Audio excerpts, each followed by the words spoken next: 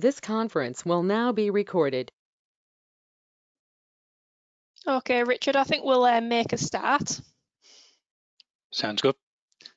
Is that okay with you? So I think we're expecting quite a few more people to join, but we'll let those join as of when they attend. So thank you all very much for joining us today and welcome. Just a few housekeeping things before we do make a start. So as you can see, just please make sure your camera and microphone are switched off. And if you see in the top center of your screen, you should be able to select who's talking, and that will ensure you can see the presentation nice and large on your screen. As we go through the talk today, if you do have any questions, you can write your questions in the comment box, and that's highlighted by a little speech mark. If you write your questions to the organisers only, myself and Richard will have plenty of time to go through this at the end and have a discussion around the subjects. I am recording the talk today, so if we do come across any technical difficulties at all, I will be able to send you the recording via an email link afterwards. So again, thank you very much for joining us and welcome. Today we're going to be talking about dynamic dunescapes and the sand dunes in and around Cumbria. I'm Eve Mulholland, I'm the People Engagement Officer for Dynamic Dunescapes Cumbria, and my role is supported by Cumbria Wildlife Trust. And today joining us we have Richard Staunton. Richard, if you'd just like to introduce yourself. Good morning everyone, thanks for attending. I'm Richard Staunton, I'm the Dynamic Dunescapes Project Officer for Cumbria. I've been in the role since January and I'm supported by Natural England. Brilliant. So Dynamic Dunescapes is funded by EU Life and National Lottery Heritage Fund. So Dynamic Dunescapes is a national project to restore sand dunes across England and Wales for the benefit of wildlife, people and communities. The project will be targeting some of the most important sand dune systems all across England and Wales, which are important habitats for rare and special wildlife. However, dunes are at threat. For dunes to be healthy, they need to be free to move and be dynamic. The project will be working locally with national to local experts, schools, local groups, volunteers and visitors of all ages and backgrounds to get involved with the project to help rejuvenate our dunes. The project will be working across England, Wales, as mentioned, across 9 project areas. This covers 34 sites in total, covering 7,000 hectares of habitat. In Cumbria, 11 of those 34 sites will be covered. That will be working from all the way up at Silloth, at Greenpoint and Mowbray Banks, down Copeland, including Drigg, Eskmeals and Haverig, and around Barrowborough as well, including Ronhead and Sandscale Hawes, really popular sand dune sites. North Walney, west of Airfield sites, which is a site owned by BAE Systems, South Walney Nature Reserve too. But the project will also be run at Fleetwood as well. So the Cumbria Dynamic Dunescapes team, the main organisers involved are led by Natural England, Cumbria Wildlife Trust and the National Trust, and we will also be working down at the Fleetwood site too. So why sand dunes then? Why are sand dunes so important? So sand dunes are listed as the habitat most at risk in Europe for biodiversity loss. Only 20,000 hectares remain in England and Wales. So to put this in perspective, since the 1900s, Wales itself has lost 60% of its habitat. Sand dunes are a sanctuary to wildlife. For example, the sand lizard, unfortunately we don't get that up in Cumbria, but natterjack too, in which Cumbria supports a very important species.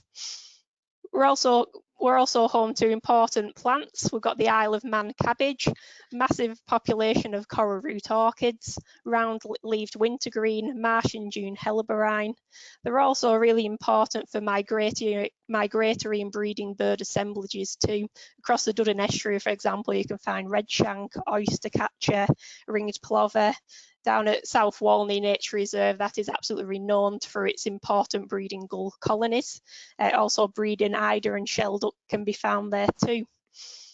At Sandscale Hawes alone, there are over 600 species of plants, so it's really, really diverse. You can get several hundred species of lichens as well, not to mention the invertebrates.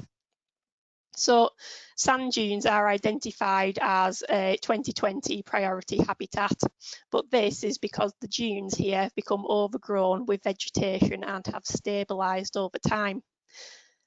Over time, the advice on how to conserve sand dunes has changed, so new conservation and management strategies to help rejuvenate our dunes are needed. Why else are sand dunes important then? So sand dunes, it goes without saying, they are absolutely beautiful places to go. They are really important for our health and well-being, recreation. They're brilliant places to go walks. You can learn about the environment, and they're also fantastic spots for taking images like this one shown. But they're also full of hidden histories too. Now, Cumbria dunes are absolutely superb in the amount of histories that they hold.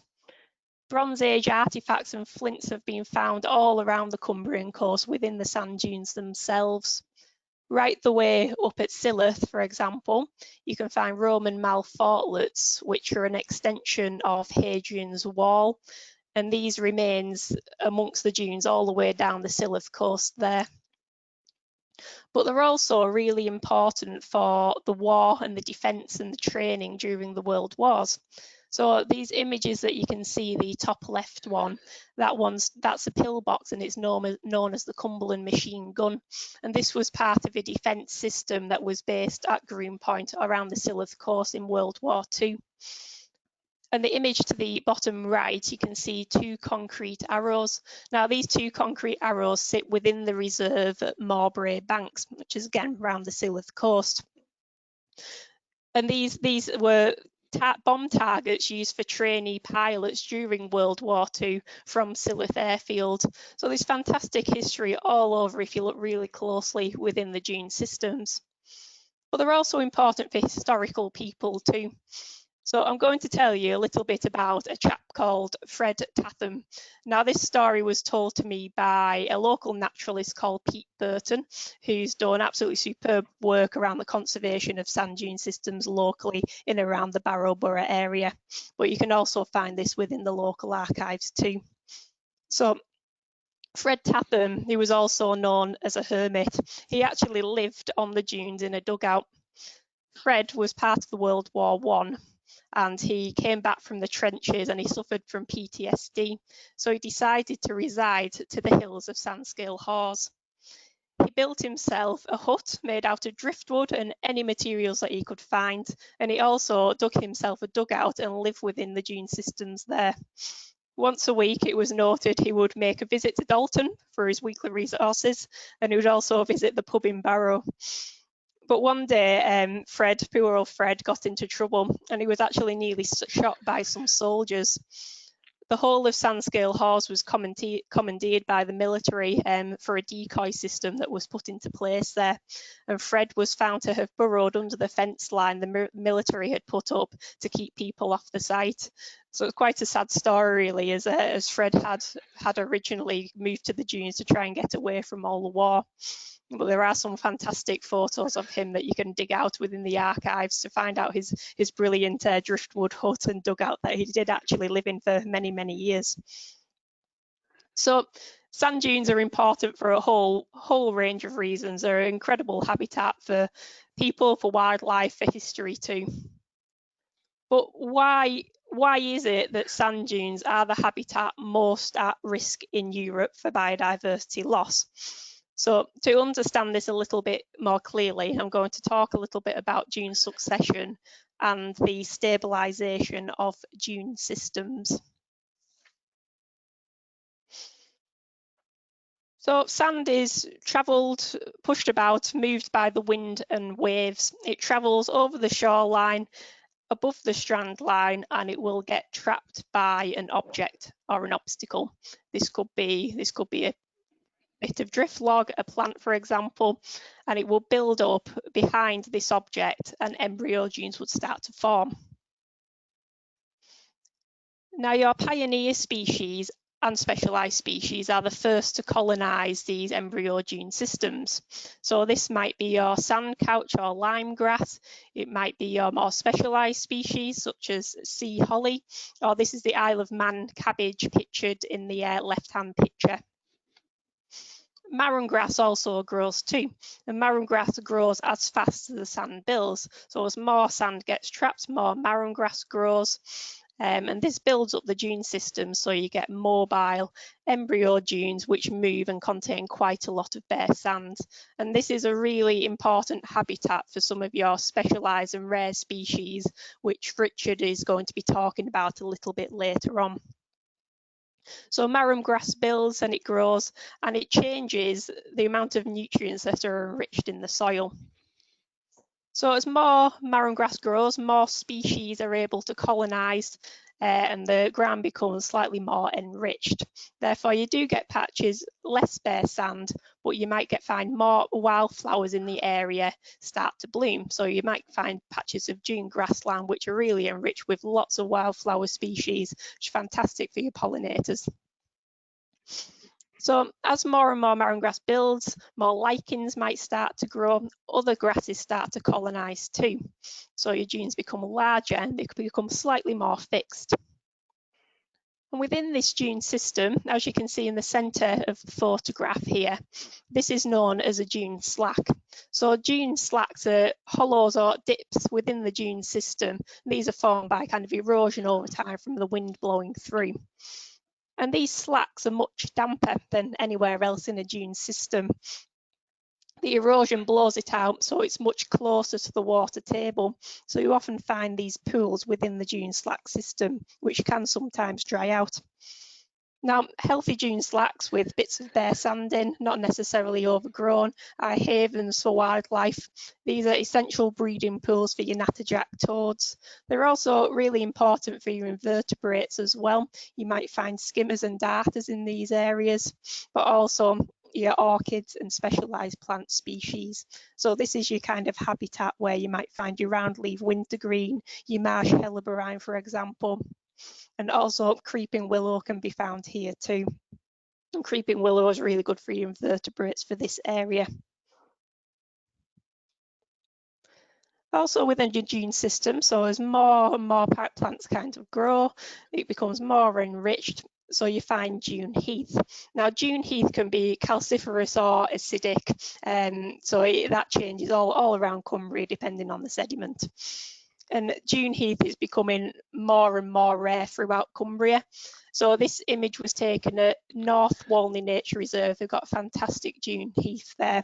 You can find patches up at Mowbray Banks, for example, too, even Sandscale Haws. So as more and more nutrients build and develop, the soil kind of changes from sandy to more, traditional soil. You might find patches of scrub and woody perennials start to take over at the later successional stages of dune succession. Now, these aren't often numerous, but they do provide habitat for birds and other species too. However, within your dune system, you also get natural kind of erosion and growth cycles, which cycle the ecological succession within a dune system. So this top left-hand picture, sorry, this shows an area of blowout. Now storms create these blowouts, so as a storm comes in, it erodes away part of the dune system, which kickstarts this early ecological succession. So it will open up an area of bare sand, so the succession can kickstart again within a dune system. Naturally, on dune systems, you'd find grazers as well. Now, dunes have been grazed for many years. Historically, around the area, the monks would farm rabbits on the dunes too, so you'd have lots of rabbit warrens. They've been historically used for grazing as well. So your rabbits, your sheep or your cattle, they would keep the scrub at bay, but also they trample on the vegetation, creating bare patches of sand in small areas. Rabbits would burrow, also creating smaller bare patches of sand. So therefore, within a dune system, you'd naturally find a mosaic of habitat types throughout because of these certain different factors and different things causing erosion and growth cycles within that dune system. So naturally, you'd have a very diverse habitat across the dunes with lots of these different successional stages. However, over time, over many, many decades, this isn't something that's really happened instantly. We have found we've had loss of rabbit populations. Dunes are quite isolated sites, really, so disease can come in and can take over quite quickly. So this can be a mixie, for example, or more recently, HBD, which has wiped out the rabbit populations. You've also got change in how the land is used. So in some cases, we've had a shift to sheep grazing rather than cattle grazing. So this has changed how the land has been disturbed in some places. Climate change, so increased rainfall, reduced wind speeds, that affects the growth and the erosion processes within the dune systems. And also increased nitrogen deposition from the air as well can encourage growth onto the dunes. Our ways in which we've managed the land has also changed recently. We used to manage the land to help stabilise the dunes in some small cases, and this has changed as a result of what we have found. Sorry, just clicking onto the next slide there. There we are. So over time, all of these issues, so you're changing the climate, your loss of rabbit population, changing how the land is used. This has all contributed to increased scrub and vegetation on your dune system. So that means those later successional stages of the dune have started to take over, shrinking your dune habitat. So the increasing growth through climate change, for instance, lack of grazing, loss of rabbit populations, this has stabilised the dune system, meaning more vegetation has come in. So you have lost some of your bare sand habitat. So you've lost the habitat, you've lost the connectivity, and this means invasive species can much more easily kind of come in and invade these habitats. So this bottom picture, it looks like a lovely flower. This is Rosa Rugosa, and this is a non-native species which has taken over quite large areas of our dunes now, and this is out competing some of our more specialised species. Richard's going to be talking a little bit more about that later on. So I'm going to hand over to Richard now, who's going to talk through the next stages. Okay, thank you. As Eva just mentioned, the changes that have happened to dunes in the last 70 years can be seen clearly in these two slides here. The slide on the left shows large areas of bare sand within the dune system itself, and the slide on the right from 1998, much of that bare sand is now missing or pushed to the outside edges. So previously, you would have got within the dune system, you would have got large areas of bare sand being created by rabbits or grazing cattle, or and more recently that's been lost. And this is something that's familiar to every site. This is South Walnut down near Barrow. If we skip to the next slide, Eve, this is Sandscale Hawes, and you can see similar things here. The slide on the left, the bare sand is actually highlighted in red on this one, but you can see a massive difference within the 70 years to the slide on the right, where there's very little bare sand, just little bits around the edges. And what this causes is dune stabilization, as the slide says, and leads to an increase in scrub and rank grasses. And as Eve mentioned before, it also allows invasive species to come in and start dominating. Okay, next slide, please, Eve. So again, this is Sandscale Hawes. This is back behind on the fixed dunes back into the system, and you can see scrub is starting to appear, rank grasses, coarse grasses are appearing, and this is also on a dune system that's grazed. So if this dune system wasn't grazed, there'd be far more scrub and rank grasses, and the stabilization would take over much quicker than it is doing on this site already.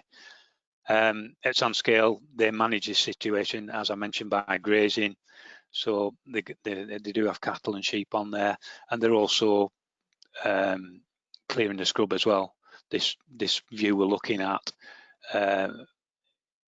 is of an area that they do carry out scrub clearance on, so they are trying to combat this over stabilization. Okay, next slide, Eve, please.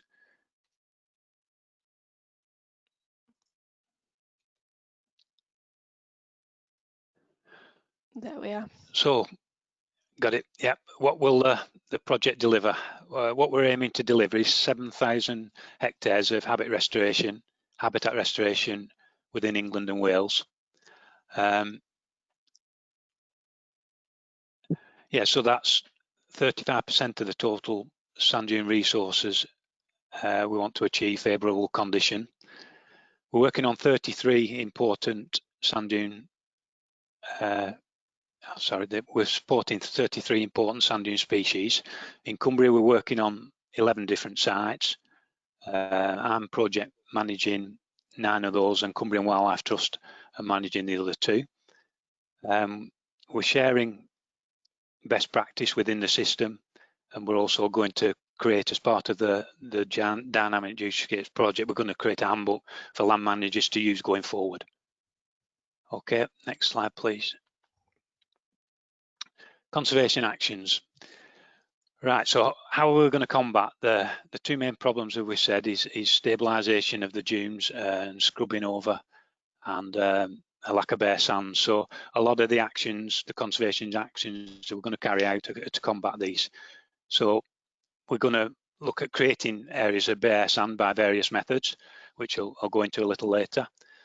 We're going to remove the invasive species that are present on sites that are leading to the over-stabilization and scrubbing up of the sites. We're going to restore the dune slacks, which are the dune pools that Eve mentioned, that form in the hollows and are essential to a lot of the specialist species on sand dunes. As part of the creation of bare sand and reducing the stabilization, we're going to introduce grazing to some sites that have not had grazing for years. So we're trying to get grazing back. It'd be really nice to have grazing back on every site, but it's not always possible. We're going to remove the coarse vegetation and the scrub, even if it's not non-native. So on the slide we showed previously at Sand Scale Hause, where the scrub is building up back on the fixed dune, some of that will be removed as much as possible. And the last one in here is creating notches. Notches are not something we're going to do in Cumbria, but they are doing it at other places in the country. It's cutting out a V in the front face of the dunes, which allows wind and storm action to then get into the dune system and create more bare sand for us. So that's one of the methods of the bare sand creation. Okay, Eve, if we can move on.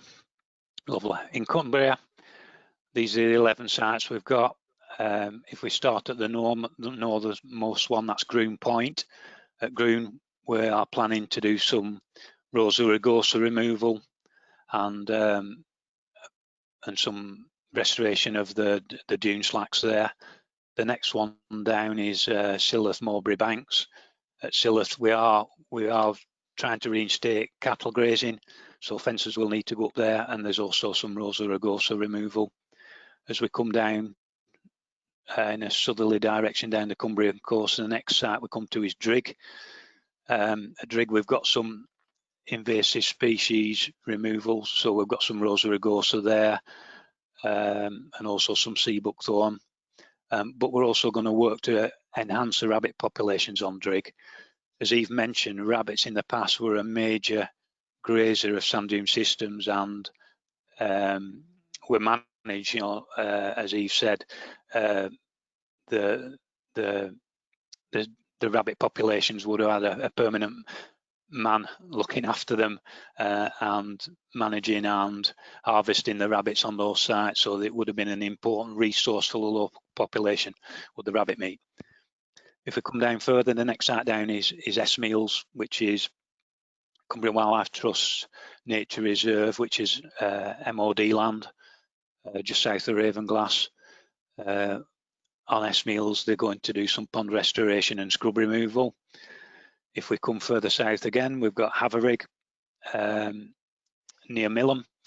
At Haverig, we've got quite a bit going on. There's some pond restoration, some gorse removal, Rosa Rugosa removal again, and also there's some litter collection planned throughout the 4 years of the project. There's going to be litter removal from that area. Next site further south is Rowan Head, and we've got Rosa Rugosa and scrub removal there, some pond restoration and creation, and also we're going to do some turf stripping there. Turf stripping is another method of creating bare sand. It's we've got some slides further on, but it basically just a summary of that is to remove the mineral soils that have built up on top of the sand and take them back down to the sand and expose that as a bare area, which then allows plants and animals that are specialists in colonising those new areas to come back in again. Next site further south after Rowan Head is Sandscale Hause, which is a National Trust site, and there's quite a bit going on there. There's some scrub removal, pond creation and restoration. Again, we've got some turf stripping planned in partnership with the National Trust, and yeah, there's quite also some dune slat creation as well. So if we come south from Sandscale Hause, we've got North Walnut, which is a national nature reserve, as was Sandscale Hause, but this one's managed by Natural England. We've got some turf stripping, pond creation, and Rosa Rugosa removal there. The next site immediately south of that is west of Airfield, which joins onto North Walnut. That's, as he mentioned, owned by BAE, and we've got some Rosa Rugosa removal there, and also some work to reinstate grazing west of Airfield. Next site further south from there is South Walnut, which is managed by Cumberland Wildlife Trust again, and there's some work there to remove invasive weeds and also work on the enhancement of the rabbit population there. And our last site, which he mentioned previously, is not in Cumbria. It's North Lancashire, it's Fleetwood, and Fleetwood has a big problem with Rosa Rugosa, so the priority there is to remove Rosa Rugosa for 3 years of the project. Okay, next slide, Eve, please.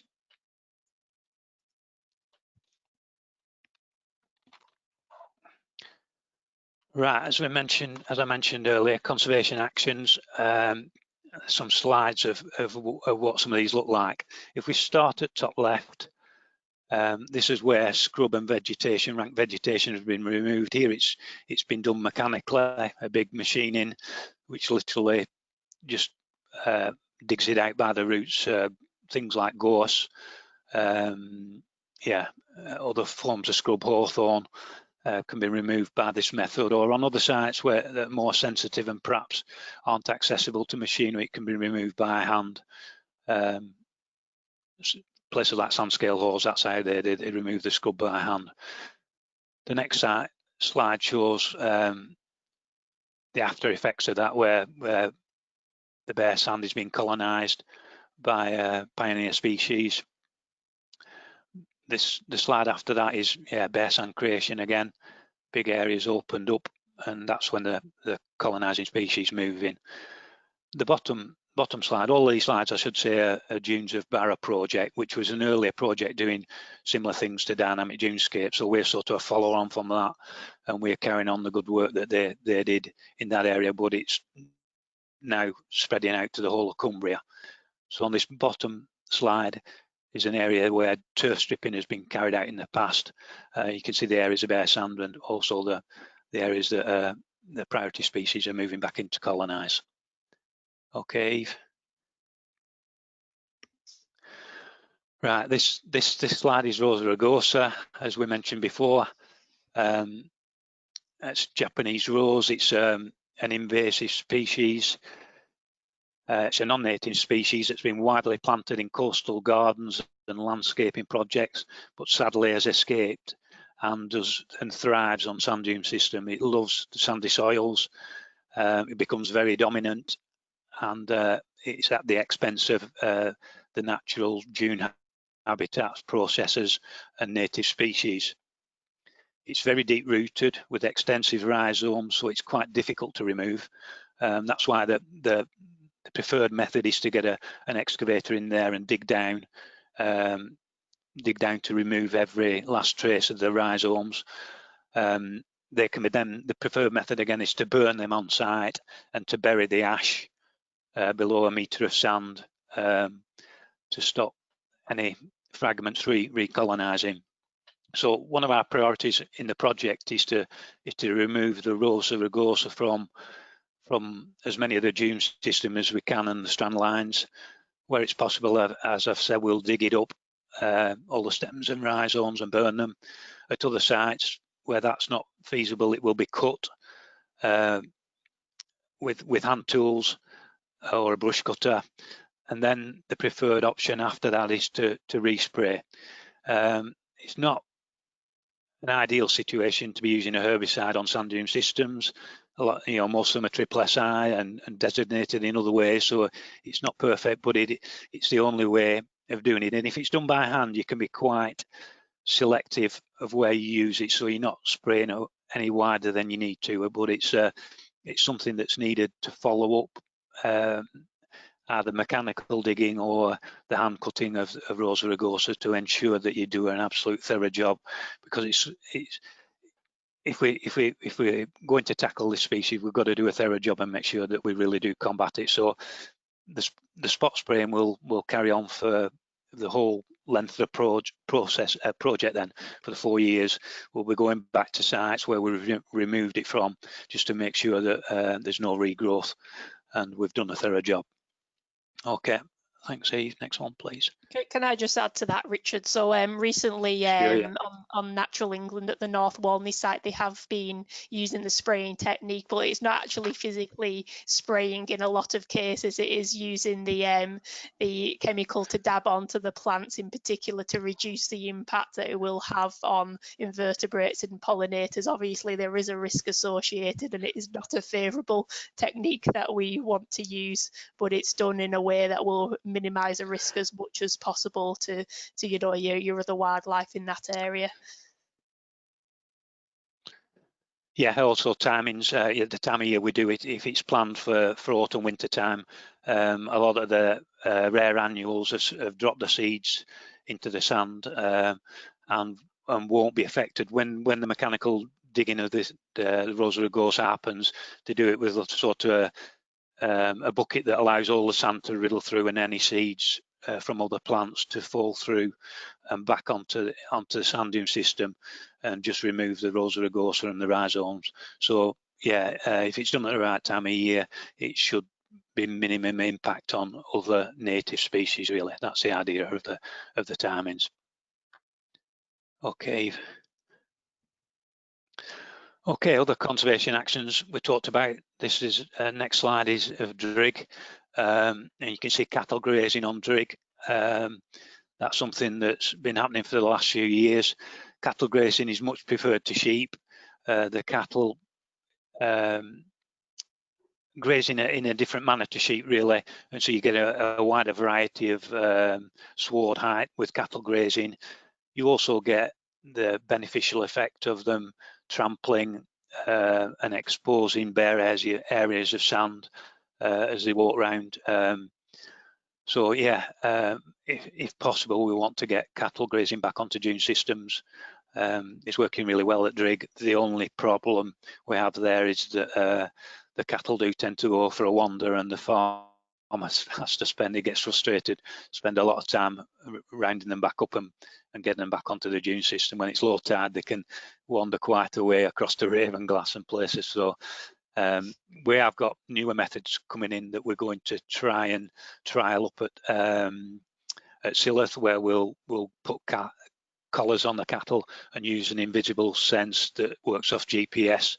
It'd be really good to get that system up and running, and the cattle get a bleep through the collar when they're moving towards the edge of the boundary, if you will, and once they're trained to that system, they can then turn back. They know to turn back and not wander beyond that, the bleeping in the collar.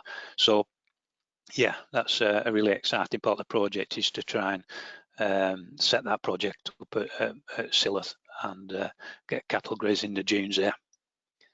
Okay, thanks, Eve. Yeah, this is a picture of a pool on a dune slack that we can see scrubbing over, and it's another important one of the important actions is to start restoring some of these pools and creating new ones. The vital habitat for a range of species, as we've talked about already, and I'll go into a little bit of depth further on. But this is another part of the dune stabilizing and yeah, over stabilizing, if you will, and lack of grazing, because cattle again would have got in here and grazed these species out and slowed them down anyway and stop the stabilizing of these systems. Okay, Eve. So this species should be familiar to some of you. We're really looking Cumbria, that we've got one of the largest national populations of natterjack toads. This is a natterjack, you can see here. Natterjacks are a rare species nationally. I say we've got a good population in Cumbria. Also, the Sefton Coast has a good population. But in Britain, natterjacks are mainly confined to coastal sand dune systems, grazing marsh and sandy heaths, and have declined massively over the last century. Natterjacks are often associated with the ponds in dune systems, the dune slacks that we've talked about, and pools, as they require a warmer, shallow water to breed in. Cumbrian coast, as I just mentioned, along with Merseyside and the Scottish Solway, have some of the best national populations of this rare toad. Natterjacks have a thin, bold yellow stripe down the middle of their backs, which you can see on this slide. They're smaller than a common toad, have shorter legs, and they tend to walk rather than hop. And the name natterjack comes from the loud rasping calls they make that the males make during the breeding season in spring. Okay, next slide, please. Eve. The breeding season is from April to July, and the males call from the edge of these dune pools and slacks at night to attract a mate. Each female lays two spawn strings that we can see here, with the eggs forming a single string in each row, rather than the common toad, which they tend to be the pairs, and you don't see the double strings. Tadpoles develop quickly in these warm pools, and soon, as they turn into toadlets, they soon start displaying the familiar yellow stripe for natterjacks. Natterjacks are protected by British and European law. It's offence to kill them, to injure them, to disturb them in general, or to damage and destroy the habitat. Okay, next slide, please, Eve. So we talked about restoring and creating the pools. This is what we want the pool to look like, not being choked and overrun by scrub. A nice open pool like this with gradual sandy edges is perfect for natterjacks. This is a pool that's been created at Silloth, and this is something we want to replicate on other sites. natterjacks prefer this sort of pool, and they can be quite ephemeral. They can dry up in a warm spell and fail, and that's just part of the process. Natterjacks will tend to, if there's quite a few of these pools on the site, they'll use all of them. Some might fail, but where the water table's a bit lower, some might be more successful. So yeah, depending on the weather conditions in a certain year, some pools can be really successful and then fail the next year. But that's just part of the life cycle of the natterjack. Okay.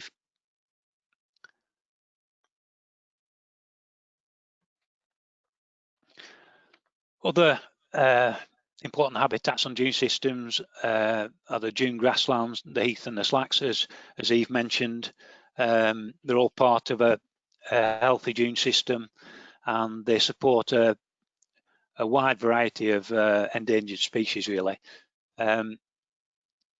So lack of grazing and changing farming practices, as Eve mentioned before, myxomatosis and hemorrhagic disease within the rabbits has had a massive effect, and it's leading to a loss of these habitats for them to be turned into rank grassland and scrub, to over-stabilised, and that's at the detriment of species nationally such as silver-studded blue butterfly, the natterjack we just mentioned, rare species such as dune gentian, fen orchid, petalwort, and purple milk vetch.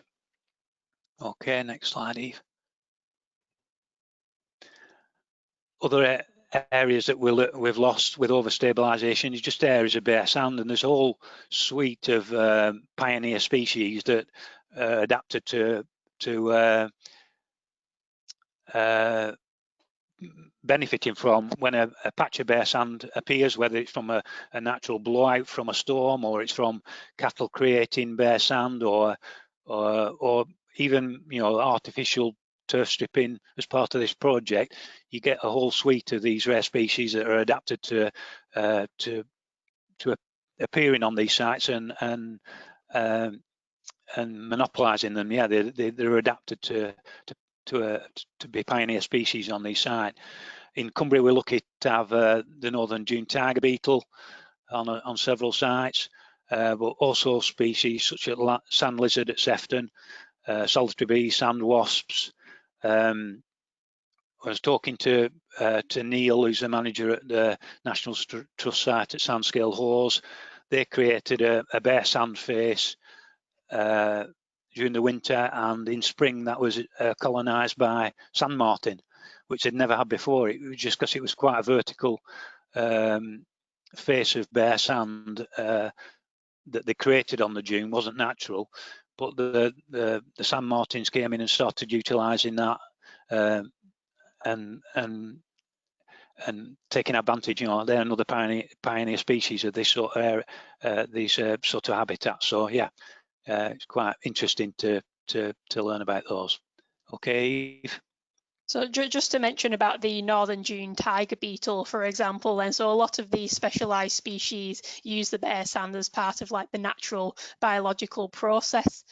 So the northern dune tiger beetle, for instance, would lay its eggs just underneath the sand, and it has several larval stages. So the first larval stage, it's like a little grub thing, but it's got a really flat head, which is specially adapted to dig about 40 centimetres down underneath the sand, and it leaves a burrow behind it. And the quite ferocious predators are the northern dune tiger beetles, and they'll wait for the prey to walk over the burrow to fall in, which they'll feed on. And then eventually they'll emerge as adults. Yeah, things like natterjacks as well dig a hibernating tunnel into areas of bare sand. So yeah, it's a really important habitat to be trying to create on our dune system if it's not there already. This slide relates to public access. In the past, as we've mentioned, management has now changed. So in the past, dunes were quite often fenced, areas were fenced off. They were worried about destabilization, moving sand. they wanted Marin Grass to stabilise dunes, and so public access was often denied to large areas of the sand dune system. And this is something with the project we want to change. We want public involvement, we want community involvement with the project, and we want public to use the dunes and enjoy them. And as part of that, they're another species that creates bare sand. Children playing, access routes, desire routes to the beach, all create areas of bare sand, which are really important. So it's now acknowledged that previous management of fencing off boardwalks, fencing off areas and creating boardwalks to funnel public access was wrong, really. Management's changing, and that previous line of management is now acknowledged as being wrong. So yeah, and I think it's great. I think the more we can encourage people to use and enjoy these sand dune systems, the better it is for the wildlife and the better it is for the public. So yeah, that's great. Next slide, please, Eve.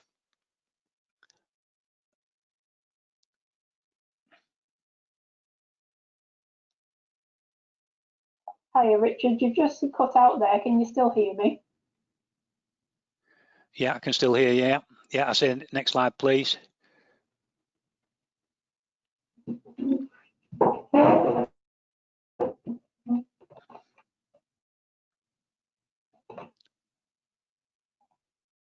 you hear me, Eve?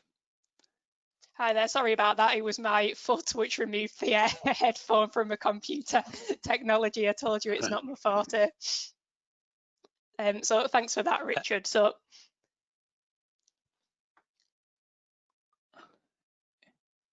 yeah.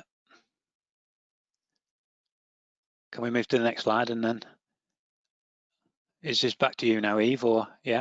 Yeah, that's back to me. So yeah, we're wanting to get as many people as possible involved with the project, whether this is visitors, families, younger or older audiences, schools, holiday makers, local businesses, you name it. So we've got a whole host of exciting things in store, really. It's just a real shame with the whole current restrictions at the moment, but hopefully that will soon ease and we'll be able to get things into place.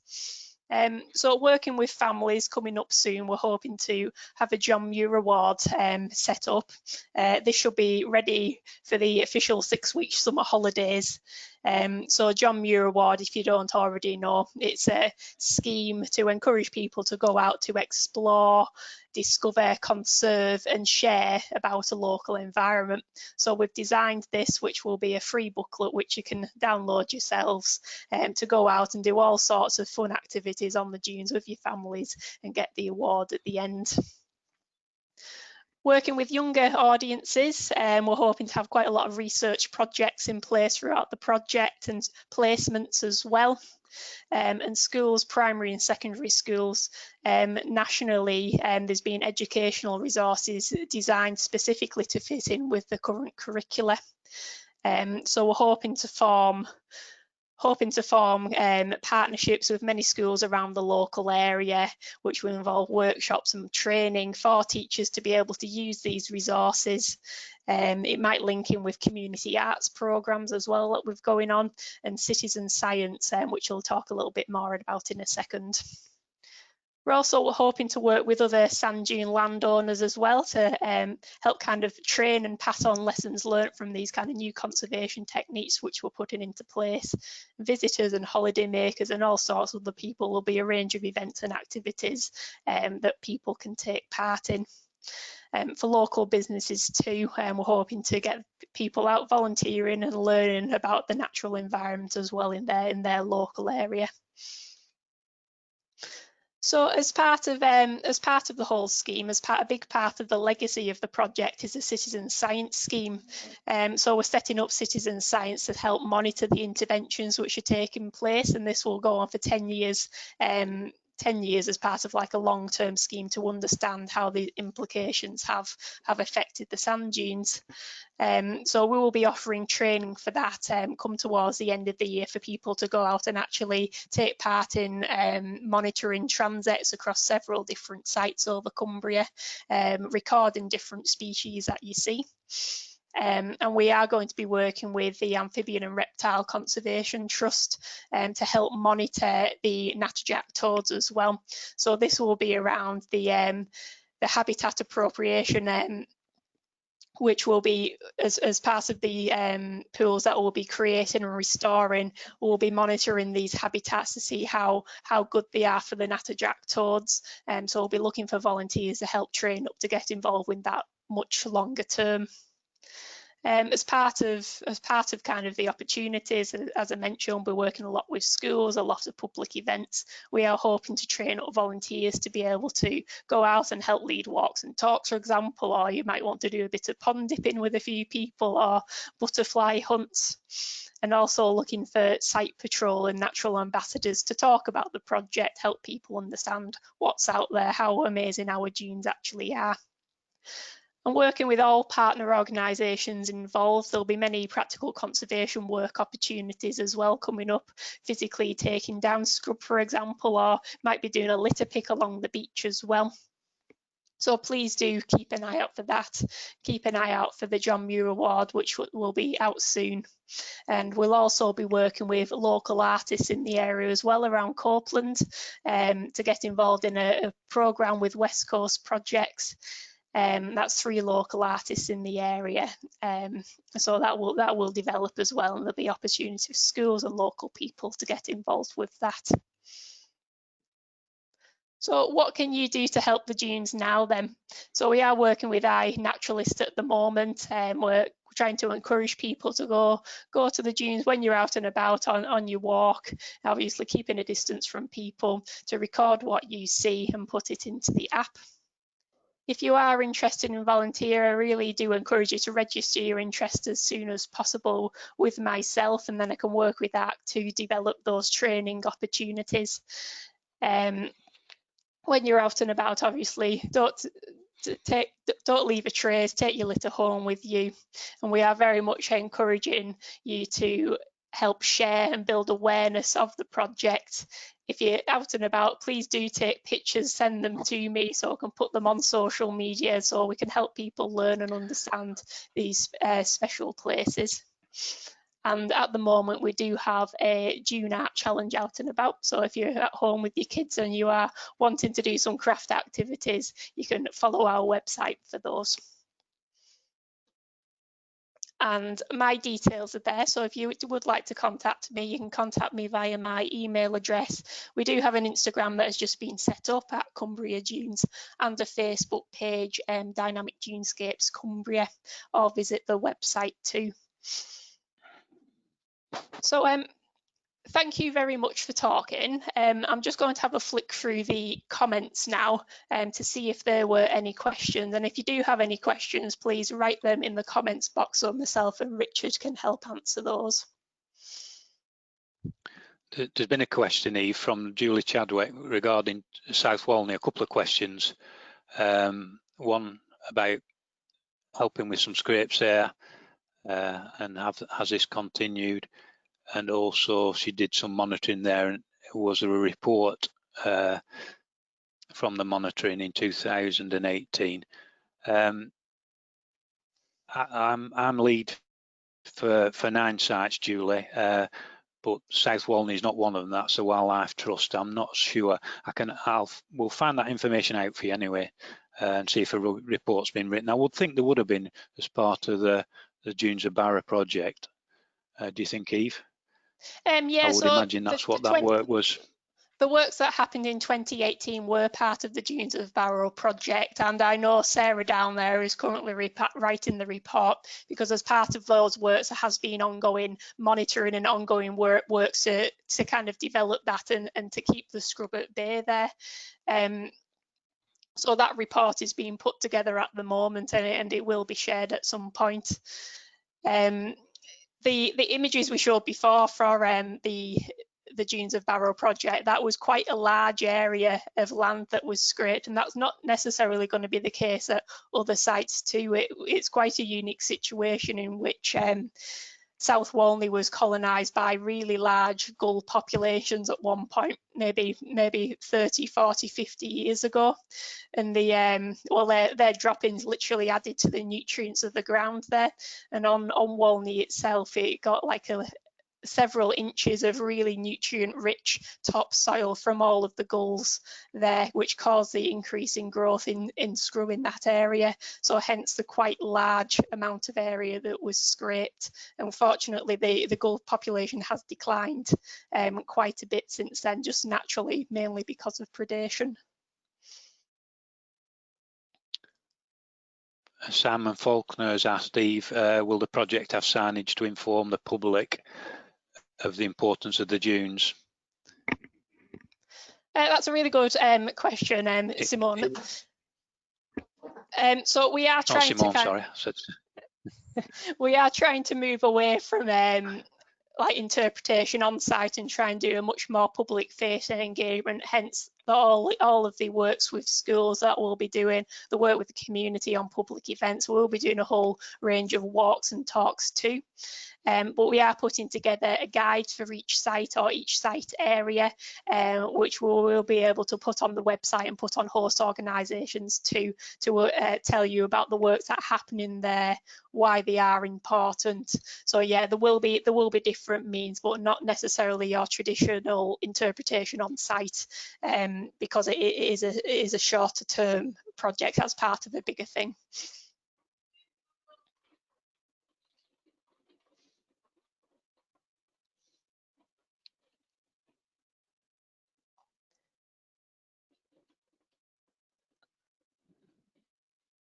Are there any other questions there? Can you see any, Richard?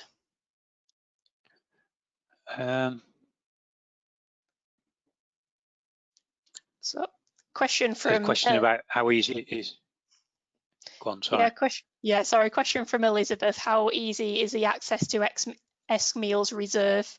It is a tidal area, so it's quite difficult to get to, but you can drive up from Beetle and go north, and you can park just by a viaduct there and walk across. If the tide does come in, because you're going to originally come in, if you're coming in south, you come from Ravenglass and move across that way, but you can come up from the south, from Beetle, and travel up north, and that does open up access a little bit more from my understanding. However, it is an MOD site, so the site is sometimes closed, so it's worth having a check on the Ministry of Defence website there to see if the reserve is actually open.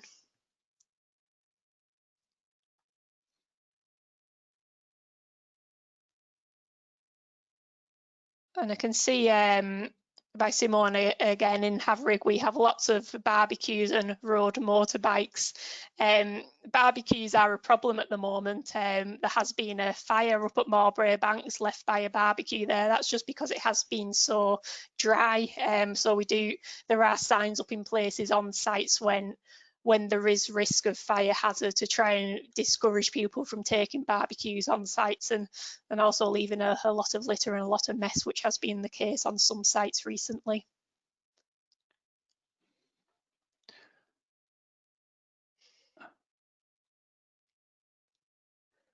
So I can see another question from, it says, Head, do you have any plans in place at the moment to allow schools to get involved? Yes, we do. Obviously, face-to-face engagement is quite difficult at the moment, so that depends on the risks associated with the schools themselves and our thorough risk assessment, which we will have to go to be able to do any engagement at all. But we are looking at online ways as well at the moment if schools do want to kind of get to know about the project. But I think we're looking for a bit further on now, because it is coming to kind of the end of term anyway. So perhaps September time we will start to take that up again, and encouraging schools to get involved with the citizen science, and looking for schools to form those partnerships with too.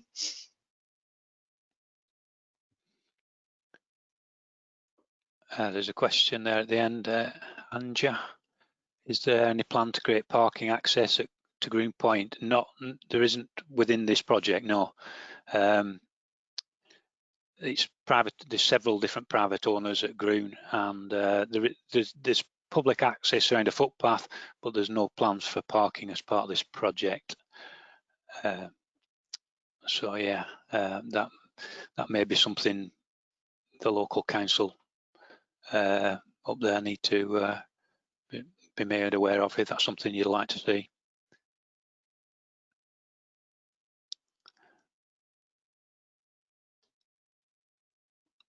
Question from Irene. There's large object on Haverrig Dunes away from the main Haverrig Dunes. Not possible to hand pick. Will these be cleared by the Dynamic Dunescapes project? Richard, do you know about that? I don't know about what the large object is, but as part of the project, we are funding litter picking and a vehicle to be part of that litter pick, so it will be easier to pick up things like this that wouldn't have been easy in the past because of the distances involved. So we are going to get a vehicle up there to pick up the litter from the litter pickers as they're doing it, to facilitate that and make it easier. So depending on, I don't know how large the object in question is, but we should be able to collect larger objects with using the vehicle. Brilliant. And question from Julie, can you send us a copy of the slides? Yes, I think we have your contact details from you signing up, so we will be able to send those slides out to those who are interested. If you send me an email, that might be the best way forwards, so I know exactly who would like access to these slides.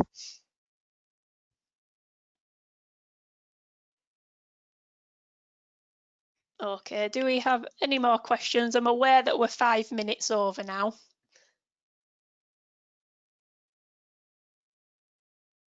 Oh, another question from Claire. Doesn't too high visitor numbers on dunes cause problems with litter and fouling or disturbance to birds' nests? That's a really good question, Claire. So I mentioned that as part of the volunteering opportunities, we are looking for people to go out on site patrol and natural ambassadors too. Now there is quite a problem on nature reserves and on sand dunes in particular with disturbance to birds' nests from dog owners letting dogs run about off leads, from people on motorbikes, for example, going up and down the shoreline on wading and feeding birds. It is an issue, but people do enjoy their open access to the dunes as well. So it's going to be something that's going to take a little bit of work and understanding to help educate the public about these issues. So yeah, we will be looking for volunteers to help with that and do some events based around kind of those issues too.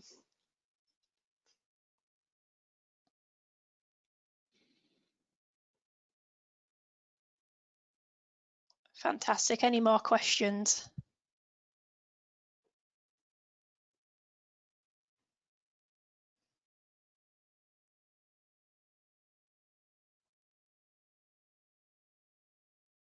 Okay, well, I think we will finish there then. Thank you very much all for attending. I hope you enjoyed it. I hope it was informative for you all. If you do have any queries in future, please just contact me on my email address, join the Facebook page, join us on Instagram too, and you'll find out what's going on in future.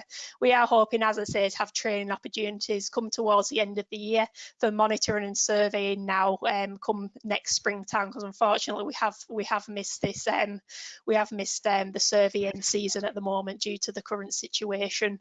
But yeah, please do keep an eye out, and it's going to be an exciting project, and I'll look forward to seeing and working with you all. And thank you very much, Richard. Yeah, no problem. Thank you. Thanks.